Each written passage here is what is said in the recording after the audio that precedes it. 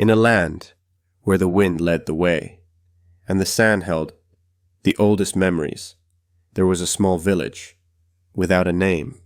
It lay hidden at the foot of the dry northern mountains. There, the sun burned through every cracked line of earth, and the shadow of a tree was something found only in the dreams of those who had never left the edge of the land. In that place, 2 children grew up together.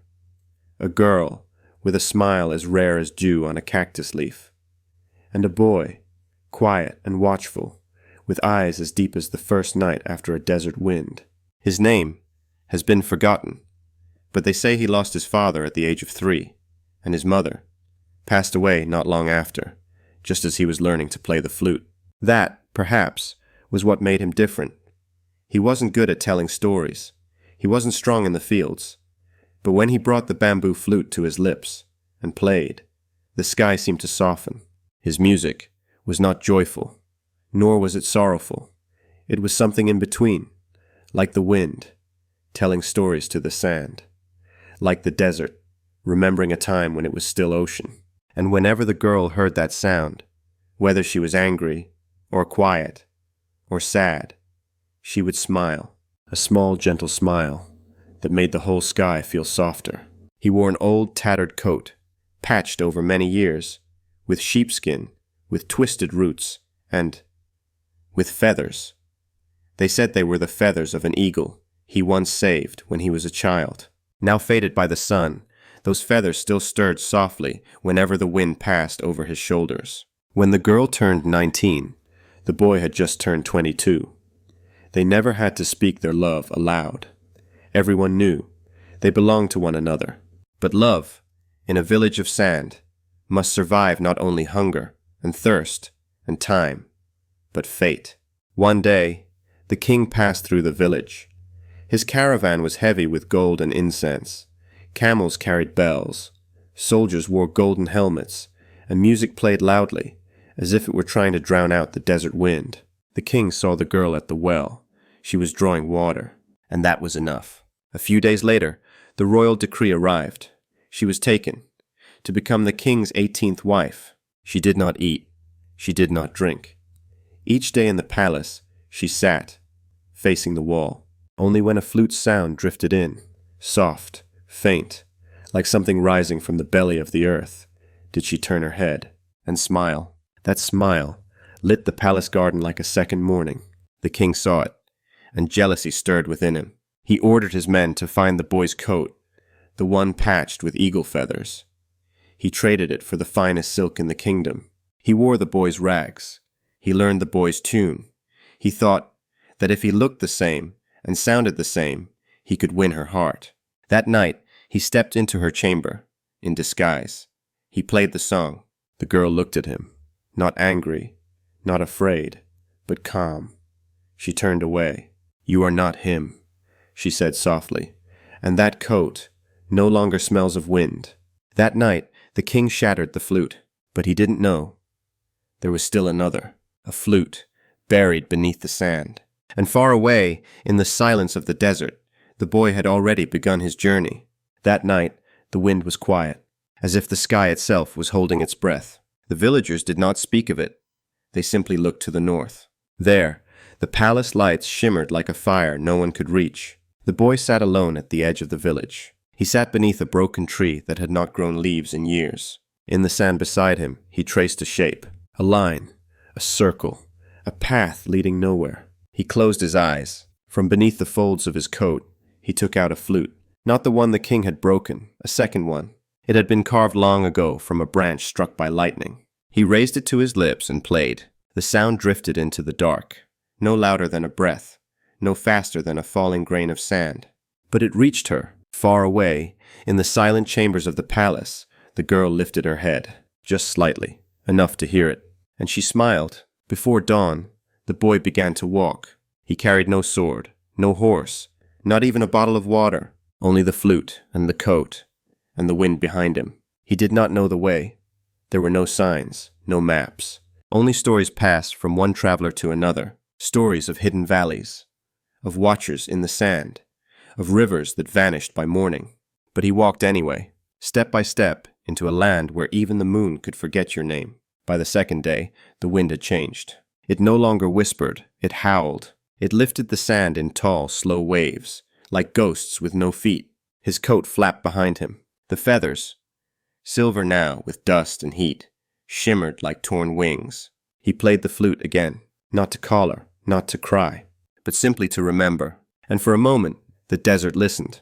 The sand settled, the air cooled. Even the stars above seemed to pause. Somewhere beyond the fourth hill, he met a man, or perhaps only a shadow. It had no name, no eyes, but it spoke. If you go further, it said, you will not return the same. The boy said nothing. He only played, and the shadow bowed and vanished. That night, he dreamed of her, not as a prisoner, not as a queen, but as the girl who once chased beetles across river stones, the girl who once held his hand when the storms came. He woke with sand in his mouth. The stars still hung above him, and he kept walking, because love, in the land of wind and memory, does not sleep. It searches, even if it does not know where the road ends. The palace was quiet, but not with peace. It was a silence that felt watched, like the hush before a storm. But the storm never came. The walls were polished stone, cool even at noon. The floors echoed with footsteps, never hers. Only those who brought her fruit, or veils, or questions she did not wish to answer. Her chamber had 10 windows, but none could open. They let in light, but no wind. The garden below held flowers, but none carried the scent of the desert. Each morning, they came to brush her hair. 3 women in veils. They spoke to each other, but never to her. They poured rose water into bowls. They braided her hair with golden thread. They painted her hands with steady, quiet fingers. It was not unkind. It was not cruel. But it was not freedom. At noon, musicians played for her. The same notes, the same rhythm, polished like marble, but lifeless, as if the music was made by men who had forgotten why music mattered. The king visited every night. He came wearing silk robes. He came with a voice full of stories. He spoke of lands he had conquered, of gifts he had received, of camels he owned. He smiled often. He offered her rings, perfumes, and slippers lined with fur. She accepted none. He never asked what she dreamed of. He only told her what she should be grateful for. She nodded when needed. She smiled when expected, but her heart was far away. Sometimes, she sat by the garden fountain. Koi moved slowly beneath the still water. She dipped her fingers in. She watched the ripples stretch. She imagined they were echoes of a flute carried by wind. Her eyes would close. Her lips would almost smile. But the breeze never came. The guards stood still. The flowers bloomed in silence, and no feathers brushed against her sleeve. At night, she lay on a bed of cushions, soft enough to swallow dreams. She stared at the ceiling. Painted vines twisted across the stone, and she remembered a coat, tattered, frayed, worn thin at the elbows, but warm. A coat patched with scraps and feathers. Feathers from a bird that once flew so high, it saw rivers not drawn on any map. She remembered the sound of that coat when it moved in wind, and she remembered the boy who wore it. Once, she asked for an instrument. Not a harp, not a lyre, just a flute. The king smiled, and the silver flute was brought, polished, shiny, ornate. But when she raised it to her lips, it made no sound. It was too clean, too proud. It had never been kissed by rain, never dropped in sand, never held by someone who didn't know where he was going, but played anyway. She placed it on the table. She never touched it again. And far away, under a sky heavy with stars, that same boy was walking still, the wind at his back, the desert before him, and a song unfolding with each step. He did not rush, he did not shout, but the earth was listening, and love, in the land of dust and silence, was still awake. He had no map, no compass, only the wind, and a name he carried like a lantern in his chest. It had been 3 days since he left the village. The sand was colder than he remembered, sharper too. It whispered at night, not with voices, but with old breath from dunes that buried entire lives. Long before he was born, he walked alone, but not lonely, because in the quiet, he could still hear her laugh. At dawn, he woke beneath a cracked sky, a sky with no clouds. Only threads of light stretched tight like silk across a loom of heat. He drank from a water skin. Now it held more memory than water. He ate dates that had gone soft. He dusted off his flute, not the old one, That one was broken. This flute he had carved himself, from a root found by the bones of a bird, long dead, but not forgotten. He held it like he once held her hand, not too tight, just enough to remind the world that something still mattered. The wind didn't always help. Sometimes it pulled him sideways. Sometimes it mocked his direction. But when he played the flute, even one single note, it stilled, as if it were listening, as if it remembered the first time it carried music instead of sand. On the fourth day, he met an old woman. She wore a scarf like dried leaves. Her eyes were the color of wet ash. She sat on a stone as if the desert had made it for her. She did not ask his name. She only asked one thing. Are you walking toward a dream or away from a wound? He did not answer with words. He raised the flute to his lips and played one note, just one. Her eyes softened. She nodded, then reached into her robe. She handed him a feather. Eagle, she whispered, but old. It remembers more sky than wing. He placed it in his coat, where the wind could still touch it. She said nothing more, and when he looked back, she was gone. On the seventh day, he reached the edge of the royal lands. The sand grew redder, the stones flatter.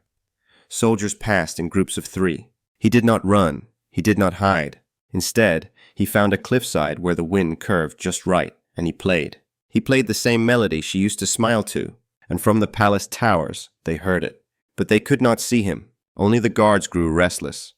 Only the doves stopped flying. Only the rose trees dropped their petals early. That night, beneath a half moon, he dreamed of her. Not in the palace, not in gold, but barefoot, by the old well, laughing, as if none of it had ever happened. He woke with tears he didn't remember forming. They dried before he noticed them. He stitched the feather into the shoulder of his coat, right where the old one had frayed. It fluttered just a little with each step he took, and though he did not smile, not yet, his steps no longer dragged. On the 9th day, he found a ruined outpost, just bones of stone, walls that leaned like tired men, and shadows that never moved. There, he met a boy, no older than 10. Dust clung to his eyelashes. A sling hung across his back. The boy watched him play. He said nothing, then offered him a fig. He accepted. The boy pointed toward the east. There's a garden, he said, but the flowers never bloom for kings. Then the boy ran off like a rabbit into the shade. The man turned east. He walked until his shadow disappeared, until his skin burned where the coat had torn, until his breath slowed into something that sounded like rhythm. And when he reached the hilltop, he saw it, the palace. White stone, gold domes, and 10 windows glinting like closed eyes.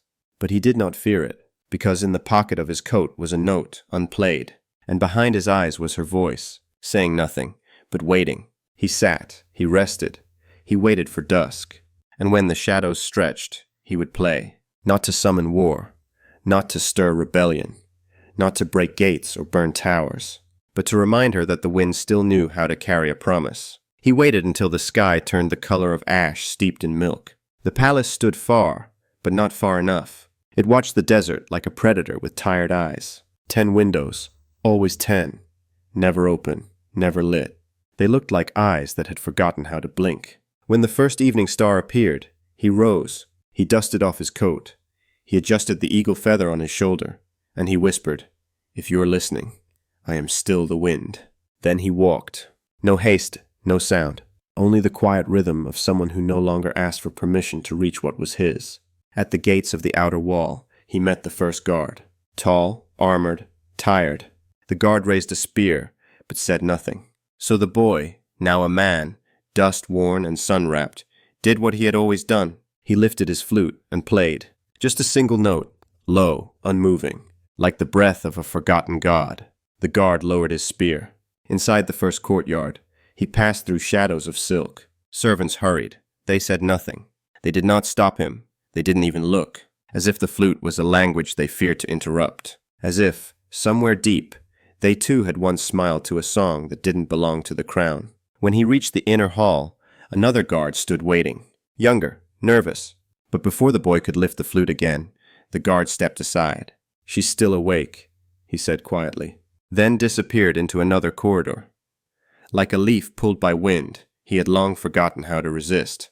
There were no maps inside the palace. Only walls built too wide, doors that didn't open the same way twice, and silence. A silence so heavy it made your feet forget how to walk properly. But he remembered her footsteps. He remembered where they paused, where they spun whenever she danced in the dust. He followed memory. That was enough. When he reached the chamber with the golden door, he stopped, not for fear, but for breath. He listened. Behind the door, he did not hear weeping. He did not hear chains, only stillness, like a heart that had waited too long and no longer knew how to beat. He played, just outside the door, a melody soft as footfalls on sand, no rhythm, no end. And from behind the door, a sound, faint, a breath catching on the edge of a smile. Then, the door creaked open. She had not changed, and yet she had. Her hair was longer, her hands thinner, but her eyes, they still listened before they looked. She stepped forward, barefoot, as if afraid her dreams might be made of glass. He lowered the flute. She touched his coat. Her fingers brushed the eagle feather. "It still smells like the wind," she whispered. He nodded, then opened his mouth. But before the word could fall out, the air split. Steel, boots, shouting. The king had heard. There are kinds of silence that can stop time, but there are also songs that can unstop it. The boy, still holding his flute, stepped in front of her. He did not run. He did not raise fists. He only played. The old tune. The same as always. But now it had teeth. Not of anger, not of revenge, but of memory. And memory, when awakened, is sharper than any blade. The guards froze. The king stood behind them, wrapped in gold. His eyes burned, not with fire, but with something worse. Pride. He stepped forward. "You think she loves your song," he said. The boy said nothing. She only loved it because she was hungry for silence. Still no answer. The king stepped closer. "You wear rags." He reached for the coat. "For this, she chose you." The girl stepped between them. "She didn't choose," she said. "You stole." And then, gently, she reached for the flute. Together, they played. 2 notes, one from him, one from her. And the hall shivered. The walls did not fall, but the guards did. Not from wounds, but from weight. The weight of truth they had served too long without ever understanding. The king raised his voice, but the wind carried it away before it could become an order. And in that moment, just one, the boy and the girl stepped past him, out of the palace, out of gold, into the wind. No one chased them, because no one who had heard that song could remember how to follow. Only the wind did, and it whispered their names into the sand for the rest of the night. They did not speak, not at first. Their footsteps, soft against the cold tiles, were louder than words. Behind them, the palace stood like a broken promise. The torches flickered, but no one followed. No orders came, no swords drew breath. Just silence, a silence they no longer feared. When they reached the gate, he looked at her. She looked at him, and it was like remembering something they had never forgotten. He took off the coat. It was patched and faded. He wrapped it around her shoulders. "It still fits you," she smiled. He shook his head. "It always belonged to you." They left by the old road, not the royal one. Not the path carved by conquest and taxes, but the road animals still used. The road the wind had not erased. It twisted. It narrowed. Sometimes it disappeared beneath dunes, but it knew where it was going. South. The moon was thin that night, a thread of silver, barely holding the sky together. They walked beside a dried riverbed, where fish bones still whispered of ancient rains. He played sometimes, not for her, not for himself, but for the stars, so they would remember this journey was real. They slept under thorn trees, drank from hidden springs, ate whatever the land forgot to guard. She found laughter again. He found hunger again, not for food, but for days that didn't end in silence. And though no one said the word free, it hung in the air, like a lantern with no flame, but plenty of light. On the 4th night, they met a herder, an old man with 1 eye and 5 goats. He watched them quietly as they shared their bread by the fire. Then he said, "I heard a flute last week, near the king's palace." They stilled, but the man only nodded. "I thought it was the wind remembering how to dance." Then he broke his bread in half and handed it to them. "Keep walking," he said. "The silence doesn't like to be chased." They thanked him, and by morning he was gone. Even the goats had vanished. Only a circle of warmth remained where the fire had been. She leaned into him as they walked. "You think he was real?" she asked. "Maybe," he said. Maybe he was just someone we needed to meet. By the sixth night, the mountains were behind them, and the sand turned softer, gentler. It no longer cut their feet. It carried them, like a memory carrying two names. They crossed a field of thorns that bloomed only at night. Tiny white flowers, fragile as breath, opened like soft mouths in the moonlight. She touched one. "It smells like the morning," she whispered. He smiled, and played a note that sounded exactly the same. On the eighth day, they saw green. Not much, just a few shrubs, and a tree too stubborn to die. But it was enough to stop, to rest, to ask the question neither had said aloud. "Here?" she asked. "Here," he answered. They began with stones, flat ones, stacked by hand, one on another. Then came a shelter, a roof of branches, walls made from memory and mud, and laughter, real laughter, not borrowed from music, not caught between sighs, just theirs. He built a fence for shade. She dug a garden with her hands. He played, she sang, not the songs of the palace, not the songs of war, but songs about seeds and fire, and how quiet can be the most honest kind of love. In time, others came, travelers, wanderers, those who had lost names or had them stolen. He gave them water, she gave them stories. Together, they gave them a place where no one wore crowns, and everyone remembered how to listen. The flute? It still hung by the door, wrapped in cloth, not to be hidden, but to rest. Because some songs are meant to begin again, but only when the wind says so. And the wind? It passed through their village every evening, softly, like a friend arriving without shoes. It carried no commands, no decrees, only petals and dust, and the scent of thorn blossoms that bloomed just long enough to remember them by. It was the 12th day since the sky last wept. The garden was quiet. The wind was quiet. Even the birds had left that morning unsung. She was watering the roots of the bitter leaf plant when she saw him. A boy, no older than 10, barefoot, blank-eyed, thin as a reed that had forgotten how to bend. He stood beyond the fence. He did not move. He did not knock. He did not speak. He only stared, at the door, at the flute hanging just beside it. She walked toward him, slow, like approaching a reflection you weren't sure belonged to you. "Are you lost?" she asked. He did not blink. "Are you hungry?" Still no answer, but his throat moved, just once, like the shadow of a nod. She opened the gate. He did not enter, not yet. He pointed, to the flute. Then he looked at her, not with pleading, but with recognition. She brought him inside. She fed him from the morning stew. She watched as he ate, quietly, delicately, like someone who had learned not to trust warmth. When the sun began to tilt, her husband returned from the river path. He held fish in one hand, a smile in the other. She told him about the boy. They sat, all three of them, at the fire pit. She asked again, "What is your name?" The boy blinked once, then spoke. One word. A name that wasn't a name. Ash. They let him sleep on a bed of straw, covered in a patchwork cloth stitched from stories no longer told. That night, she dreamt of palaces without roofs, of courtyards where children stood silent while kings wept into empty thrones. She woke before dawn. So did the boy. He was sitting, watching the flute, still saying nothing. On the third day, he began helping in the garden. He didn't ask. He just watched, waited, then mirrored every movement, like a wind learning how to be a shadow. He did not smile, but he hummed sometimes, low and wavering. And the sound, she realized, was not made by him. It was the melody of the flute, played not from memory, but from bone. On the 7th day, the man gave him a task, to gather thornwood from the southern ridge. He expected the boy to hesitate, but he didn't. He nodded. He left, without a word. He returned before dusk, but not alone. She saw them first, in the distance. Figures, 5. Draped in cloth too fine for travelers, boots too polished for wanderers. The boy walked ahead of them, straight to the gate. Then he stopped, turned, and waited. The tallest man among them wore no sword, only rings on every finger. He spoke gently, but the gentleness smelled of vinegar and hidden knives. "We are looking for a woman," he said, "a wife." He did not say which number. He did not say whose. The husband stood still. The wife did not move.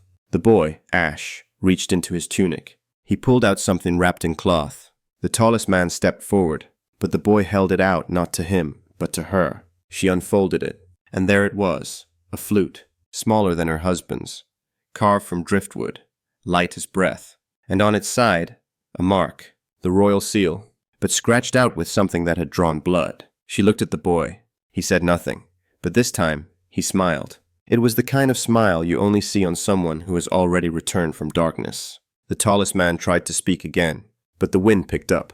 Not loud, not fierce, just enough to carry the dust, enough to lift the feather still sewn into her husband's shoulder. And with the rising of that feather, he stepped forward. His hand reached behind the door, and from it, not a blade, not a torch, but the old flute, the one buried in sand, the one kings had forgotten, the one no order could imitate. He played one note. The guards flinched. The tall man stepped back. The boy, Ash, closed his eyes, and every thorn in the garden seemed to stand taller. Every stone in the fence grew heavier. Every window in the house glowed faintly, though no fire burned within. "We are not who we were," she said, softly, "and he is not who you think." The tall man clenched his jaw. He looked once at Ash, once at the flute. Then he turned. No threats, no warnings, only footsteps that knew they would not be welcomed again. That night, Ash sat by the fire, silent. But before the stars arrived, he whispered, "I was born in a room with no windows, but the wind found me anyway." Then he slept, and she wept, not from fear, not from memory, but from the knowledge that somewhere, in rooms still closed, the song was beginning to stir again. It was said that some houses forget. They forget the sound of footsteps not made from duty. They forget the color of bread rising in clay ovens. They forget voices that speak without lowering into whispers. But not this one. This house, tucked beneath the thorn trees, held together by reed, mud, and memory, had begun to breathe. Not loudly, just enough to be alive. Ash had stayed. No one asked him to, but his sandals sat by the door each evening, and his bowl was rinsed without needing his name on it. He helped before the morning called.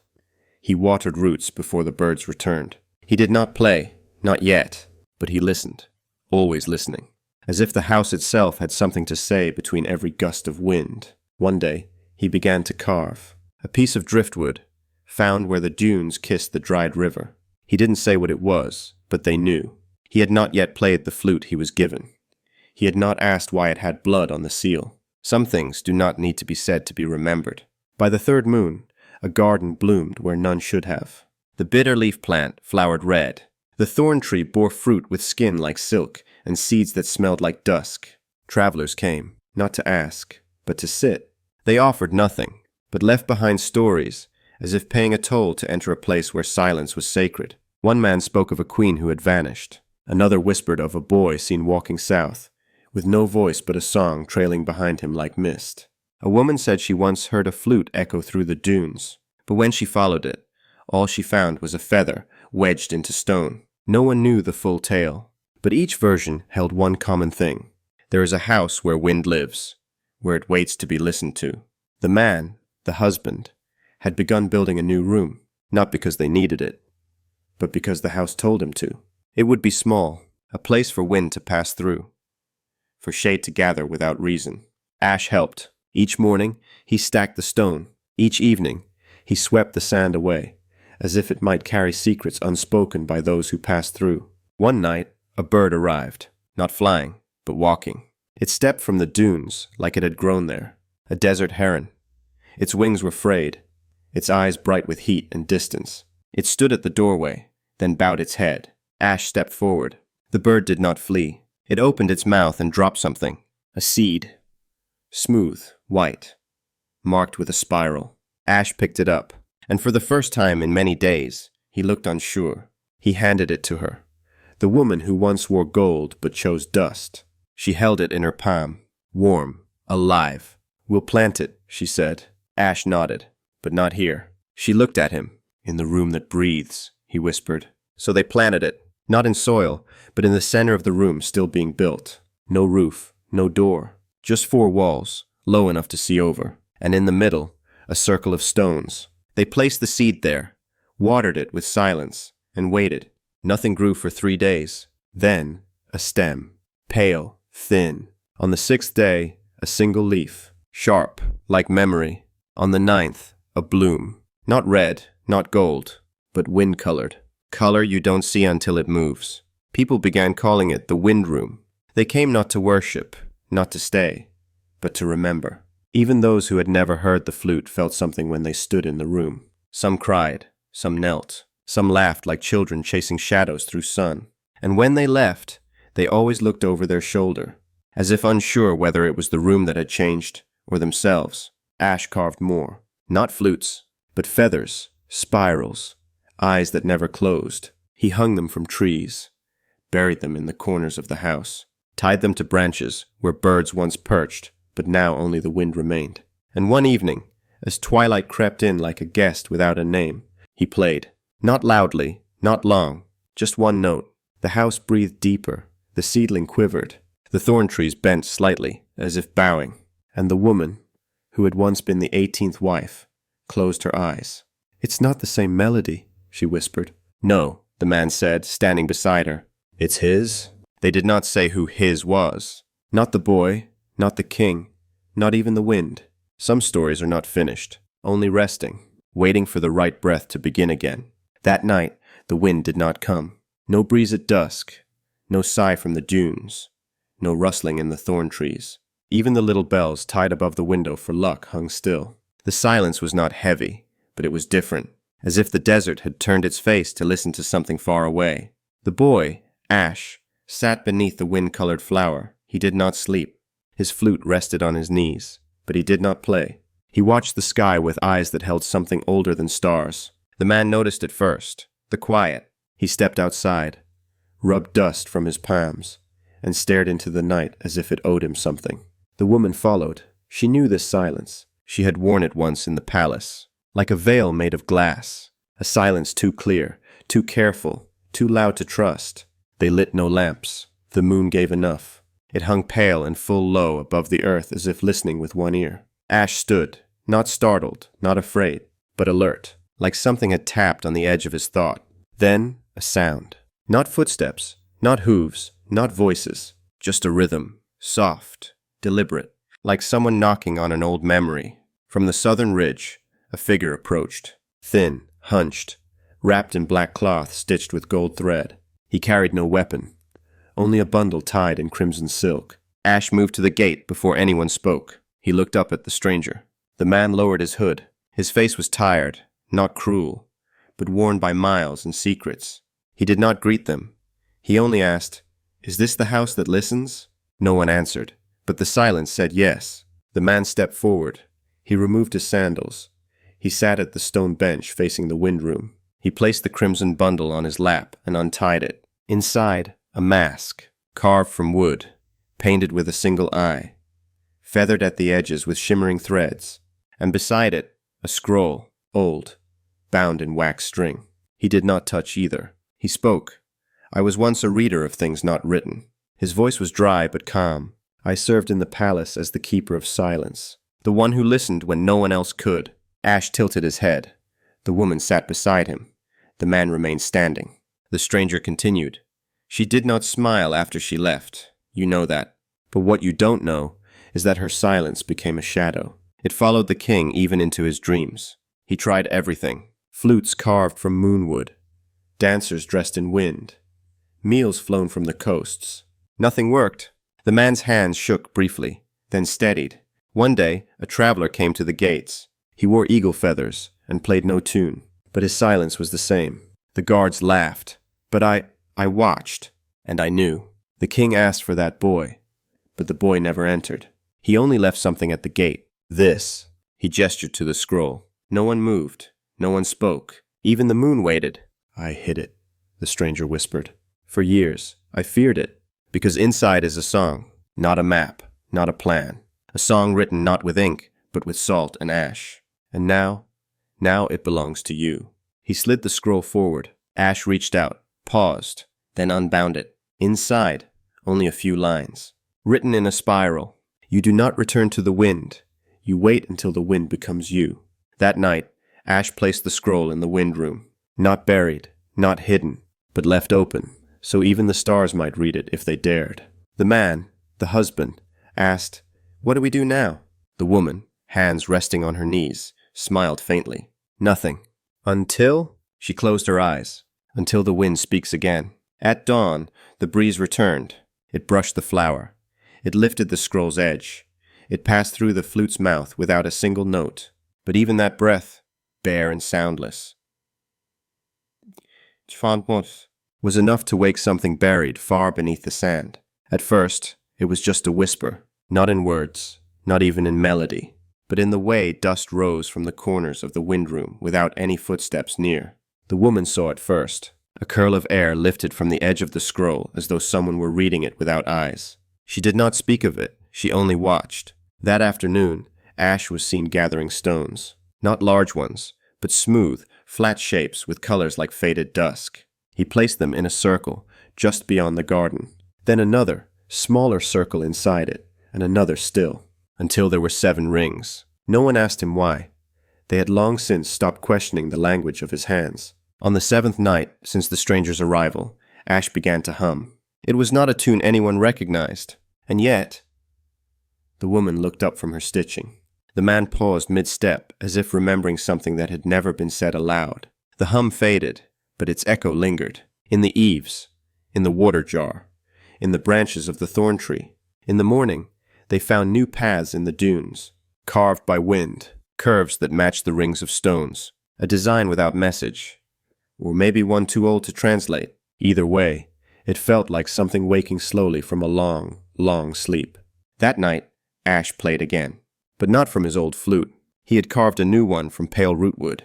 The holes did not follow any known pattern. It made a sound like nothing else, not sweet, not sharp, but distant, like a memory told from far away. Children came to listen, then elders, then travelers who had sworn to stay only one night. They gathered at the stone circles. They sat in silence. The music filled them like warm tea in cold hands. No one clapped. No one wept. They simply breathed together, as if their lungs had forgotten how to be full until now. The woman sat at the center. The man sat behind her, and Ash played for the space between them. The space no one else could see, where silence had once lived, where sorrow had taken root. But now it had changed. The silence no longer hurt. It held them, cradled them, waited with them, like the hush before a seed breaks open beneath the soil. When the last note drifted away, the wind did not come immediately. It waited.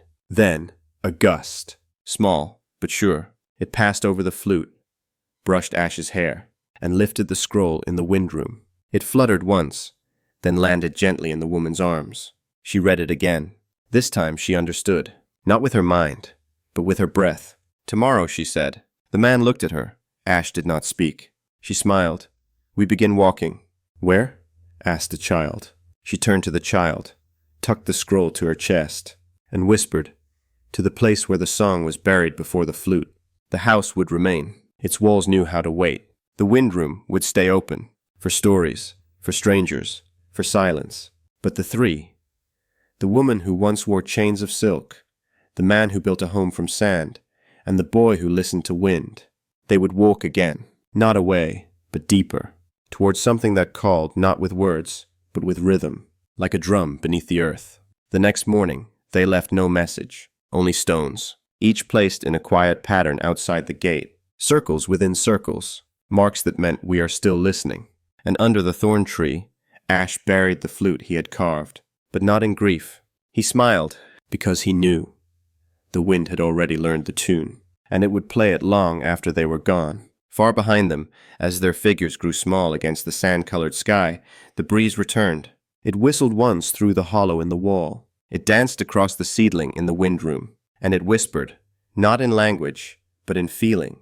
The story has not ended, only deepened, and the house, still breathing, let it in. They did not ask for a guide. They followed the wind, not its sound, but the shape of it, the way the sand leaned, the way dry branches pointed, all bending slightly toward the horizon that looked like sleep. Ash walked barefoot. The man walked steady. And the woman. She walked with a stillness so complete even the birds overhead glided silently above her.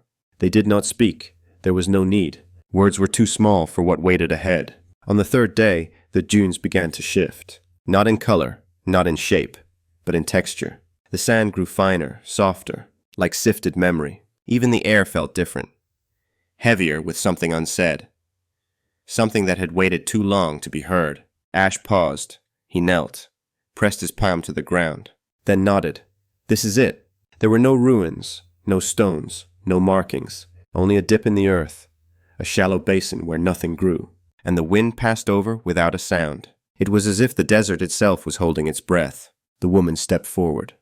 She stood at the center of the basin and closed her eyes. Her hair moved just slightly, as though the silence was brushing it back, like a lover too gentle to stay. She whispered, not a prayer, not a name, just a sound, half breath, half memory, and something answered. The air shivered. From beneath the sand, a tone rose. Not loud, not sharp, but true. A low, hollow note, as if the earth itself had remembered a song long buried in its bones. Ash sat down. He took a new flute from his bag, one he hadn't carved yet. It was still a branch, still crooked, unshaped, but he held it like an instrument already known. He pressed it to his lips and waited. The wind rose slowly, not from the north, not from the sky, but from below, as if the deep ground had turned itself into a lung. It passed through this basin. It touched Ash's flute, and though he had not yet cut the holes, a sound came out, thin, unfinished, but beautiful, like the beginning of something that had no end. The man knelt next to the woman. She leaned her head to his shoulder. Both of them closed their eyes. And in that moment, no one was a prisoner. No one was a king. No one was a child without a home. There was only stillness and the wind. That night, they stayed in the basin. No tent, no fire. They lay on the softest part of the sand and watched the sky write itself in stars. Ash carved the flute by moonlight. Each notch was placed where the wind had touched his fingers. He did not rush. The night was long, and he had learned that songs are not found. They arrive. At dawn, he played. One note, then another, each one clearer than the last. By the sixth note, the woman smiled in her sleep. By the seventh, the man opened his eyes and whispered, "He's not playing music. He's playing memory." Birds gathered above the basin, silent, wings outstretched, gliding without sound. A circle above them, like the stones Ash had once placed back home. Only now the circle flew. When the sun rose fully, the wind did something no one expected. It changed direction, turned back toward the village they had left behind, and carried with it a breath of the song. Far away, in the wind room, the seedling bent slightly. A bell rang once, the scroll fluttered, and the house, though empty of its people, felt full again. Ash lowered the flute. He looked at the woman. She looked at the man. The man looked at the sky. No one spoke, because they understood. The journey was not done, but the silence inside them had changed shape. It was no longer an ache. It was now a space wide enough for a song to live. They stood, packed nothing, took only the flute, and stepped forward, not away from the basin, but into it, as though the path forward lay through the stillness itself. And somewhere beyond, in the distance, a breath waited to become wind. They did not ask for a guide. They followed the wind, not its sound, but the shape of it, the way sand leaned along the dune's edge, the way dry branches pointed, as if remembering. They walked in silence, not because they feared, but because they listened. Ash walked barefoot. The man walked steady. The woman walked slowly, with a quiet stillness that softened the air around her steps. Even the birds above seemed unsure whether to glide or hover. On the third morning, the dunes began to shift, not in color, not in shape, but in texture. The sand became finer, almost like powder. The air grew thicker, not hot, but full, like something unsaid was waiting to be heard. Ash stopped. He knelt, pressed his hand into the sand, then nodded. "This is it," he said. There were no stones, no carvings, no ruins, only a shallow basin, empty, quiet, still. The kind of stillness that holds its breath for years. The woman stepped forward. She stood at the center and closed her eyes. Her hair stirred slightly, not from wind, but from memory. She whispered something that was not a word, not a name, not a plea, just a sound, half breath, half memory. And something answered. The air moved. From beneath the sand, a sound began to rise. Not loud, not sharp, but hollow and true. A note as soft as dust, as deep as sleep. Ash sat down. He reached into his pack and pulled out a branch. Unshaped, uncut, unfinished, but he held it like a flute already known. He did not play it. He only held it to his lips and waited. The wind rose, but not from the sky. It came from the earth, as if the ground itself had grown lungs. The wind passed through the basin, through the wood, and the branch sang. A thin, unfinished tone, but beautiful, like the beginning of something that never ends. The man knelt beside her. She leaned against him. They both closed their eyes. And in that moment, there were no kings, no prisoners, no orphans, only wind. And the three of them, still. That night, they did not build a fire. They lay on the softest patch of sand, beneath a sky that wrote itself in stars. Ash carved the flute with the moon watching. Each notch followed where the wind had touched his fingers. He took his time. The night was long. Songs are not made.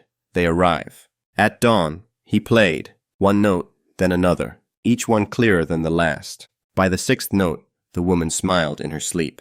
By the seventh, the man opened his eyes and whispered, "He's not playing music, he's playing memory." Above them, birds gathered, wings stretched wide, but silent, a circle above the basin.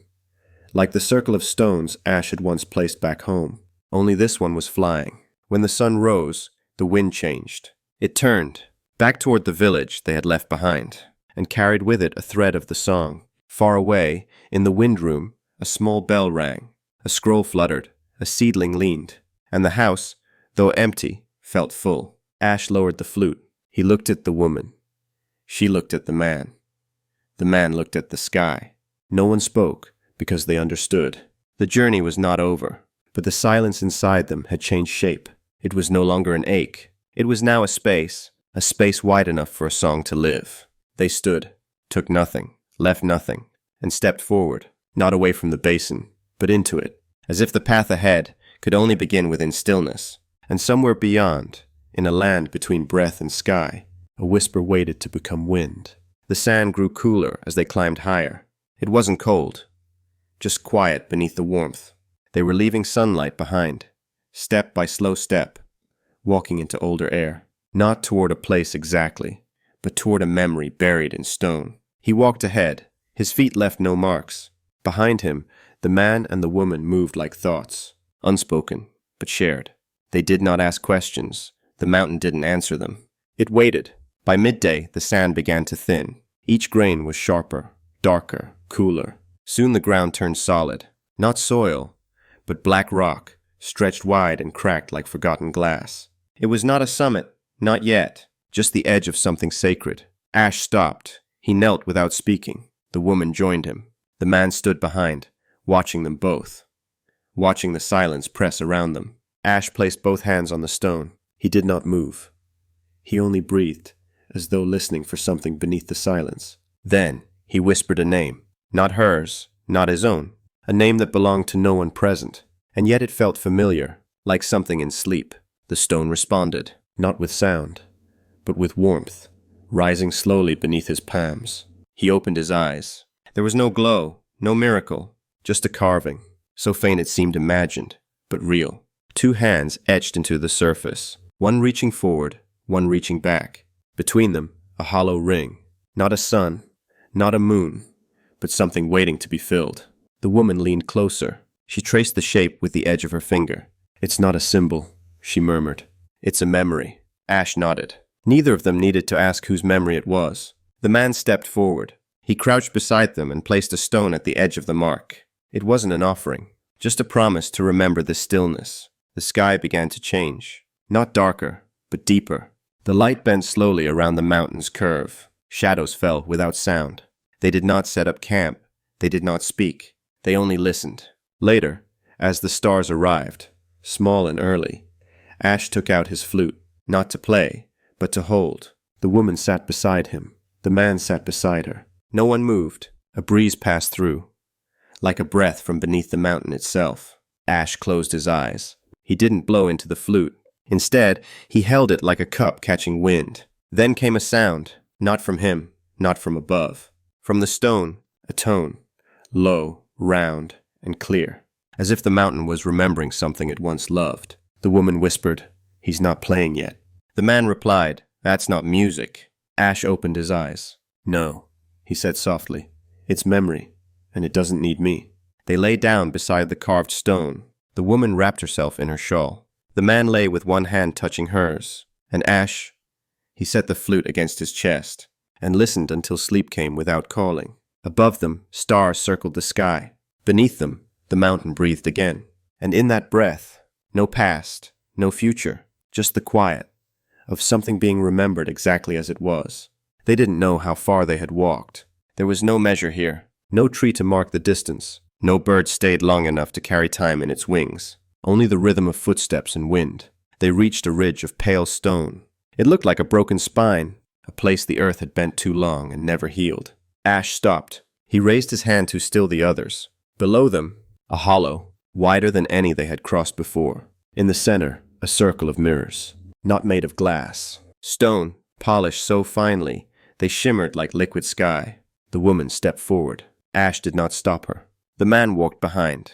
They entered the circle. There was no sound, not even wind, only the whisper of breath meeting breath. And their reflections. Not quite right. The woman saw herself older. Her hair was longer. Her eyes were wiser. But she had not yet lived that version of herself. Ash stepped beside her. His reflection was a boy, not the flute carver, not the wanderer, just a child with hollow cheeks and empty hands. Ash looked at it and smiled. The man stood last. He looked, but saw nothing. No face, no eyes, only a shape made of fog. And yet, he reached out as if to greet it. His hand touched stone, but the reflection touched back. A ripple spread across the circle. Each stone shivered. The woman blinked. Her reflection smiled and turned away, not in fear, not in goodbye, but as if to lead the way. Ash knelt. He placed the newly carved flute in the center of the mirror ring. The wind returned, not harsh, but steady, like breath from beneath a lullaby. Ash whispered, "It's time." They stepped away from the circle, but not backward. They followed where their reflections had gone, up the next ridge, into the still light of late day. The stone ring remained, and the flute rested in silence, not buried, not forgotten, but waiting for someone brave enough to look and see themselves. The ridge behind them faded into light, not shadow, not distance, but the kind of light that doesn't blind, only softens what came before. They walked without speaking. Ash led. The woman followed. The man walked behind. His steps were quiet but steady. They no longer asked where they were going. That question had grown too small for the journey. The air shifted, cooler, thinner, as though they had climbed without knowing, upward through memory and ash. Then, at the edge of a flat stone rise, they saw it, not a village, not a ruin, a tree, just one, old, wider than a house. Its trunk twisted gently, like it had grown listening to music for centuries. No leaves, no fruit, but its branches moved slightly without wind. Ash stepped closer. At the base of the tree, a shallow bowl carved into the stone. Inside, water, still, clear, and though they had walked for days through dry land, none of them reached to drink. Instead, they knelt, each of them, in silence. The woman touched the surface. The man looked at their reflections. Ash closed his eyes. Then, a sound. Not from the tree, not from wind, from the water itself. A hum, low, even, older than sound. Ash opened his eyes. He whispered, "This is where they came." The woman nodded, not in agreement, but in recognition. Her fingers dipped into the water. She drew a line across her brow. The man did the same. Ash stood. He lifted the last flute from his back. Not carved, not shaped, just a branch. Curved, split slightly at the end, as though waiting to be finished. Ash held it toward the tree. He didn't play. He simply waited. The tree bent slightly. No wind, no noise. But the shadow of its branches formed shapes on the ground. Figures. Hands. A boy. A girl.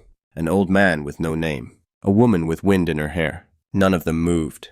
But they were there. Not memories. Not ghosts. Stories that had found a place to rest. Ash whispered, "It's not the end." The woman smiled. "No," she said. "It's the beginning they left behind." They stayed until the light grew golden. Then they stood, not with urgency, not with fear, but like people who had seen something holy and would carry it quietly forever. They left the flute at the foot of the tree and walked on, into the evening, into the space where footsteps don't echo, but float like dust that remembers its own weight. They did not look back. There was nothing left to leave. Not silence, not sorrow, only the space they had walked through, now full of something unspoken. The air behind them stayed still, as if the world itself was letting them go, without a sound. Ahead, the dunes softened. No ridges, no cliffs, only curves that rose and fell, like slow breathing. The woman stepped lightly. Her eyes were open, but not searching. The man stayed close, but no longer as guard, no longer as burdened one. He walked as though the weight had turned to rhythm, and rhythm had turned to peace. Ash moved ahead. His arms were free. No flutes, no satchel, only a new stillness behind his ribs, like the beginning of a song he would never play, but always carry. That night, they slept without fire, not from fear, but because the stars above were warm enough. The woman dreamed, not of the palace, not of the flute, but of rain. It didn't fall, it didn't soak, it simply hovered, just above the ground, like a promise meant for later. In the morning, they came upon a trail, not marked, not worn, but they knew it had been used, once, far off, a ridge, not steep, not high, but different, stone instead of sand, and along it something waited, not a person, not a building, a sound, soft, rising from a place they could not yet see. Ash stopped walking. The woman beside him took his hand. The man closed his eyes, and they listened. It wasn't music, it wasn't wind. It was a breath too old to belong to any mouth, but still, it came, and they knew. Others had come, others had passed, and what had been left was not ruin, not warning, but welcome. They climbed, not quickly, not slow, with the kind of pace you take when you're walking into something that knows your name. At the top, they saw it, a plain, open, quiet, untouched, but full of shapes just beneath the grass. Not houses, not graves, just beginnings. The man exhaled.